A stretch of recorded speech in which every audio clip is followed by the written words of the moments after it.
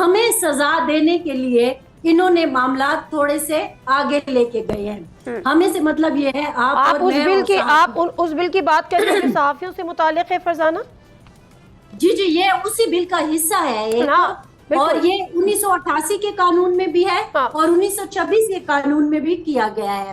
پہلے تو یہ ہے کہ آپ نے ایک بات کی ہے، مجھے تھوڑا سا اس پہ اعتراض ہے کہ ہم کس کھیت کی مولی ہیں. نہیں ہم کسی کھیت کی مولی نہیں ہیں، ہم وہ آبزرور ہیں، ہم وہ واچ ڈاگ ہیں جنہوں نے موجودہ حکومت چاہے وہ وفاق کی ہو چاہے وہ صوبوں کی ہو، گڈ گورننس کے لیے ہم نے ان کے اوپر نظر رکھنی ہے، ہم نے خبر دینی ہے. نہیں آپ بالکل صحیح کہہ رہی ہیں اور آپ کا اعتراض بالکل بجا، بس میں تو ایک سرکاسٹک وے میں کہہ رہی تھی کہ ہمیں کہاں وہ کنسیڈر اس طرح سے کیا جاتا ہے. That was all سرکازم. جی بالکل آپ نے صحیح کہا، ہمیں کنسیڈر نہیں کیا جاتا. تبھی آپ یہ دیکھیے کہ جو فائن 5,000 کا تھا وہ اب 10 لاکھ پہ پہنچ گیا، جو فائن 500 کا تھا اسے 1 لاکھ پہ پہنچا دیا. یہ تو جرمانہ ہے اور فائن ہے. جو قید ہے وہ وہی 6 ماہ 1 ماہ 2 ماہ وہ ساری رکھی گئی ہے.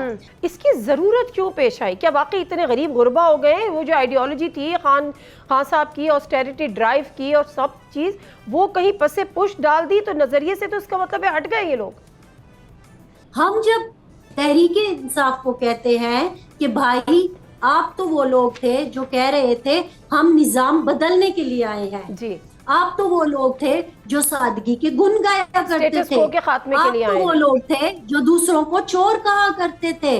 تو اب آپ کیوں یہ اس پٹری پر چل پڑے ہیں؟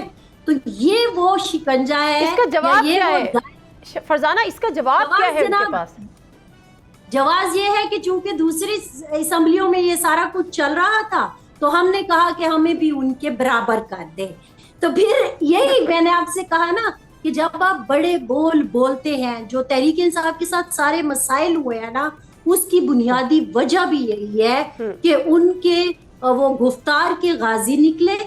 عملی طور پر معاملات ویسے نہیں ہے جیسے ہونے چاہیے. یہاں پر میں آپ کو ایک بات اور بھی بتاؤں کہ اسپیکر کا جو مسئلہ آیا پاسپورٹ کا، تو اس میں جو مین پرابلم ہوا ہے، بہت سارے میں نے صوبائی اسمبلی کے ممبران سے پوچھا کہ یہ آپ نے کیا کر دیا. انہوں نے کہا دیکھیں یہ تو کنڈی صاحب اور اسپیکر صاحب نے مل کر کیا ہے. تو اب بہت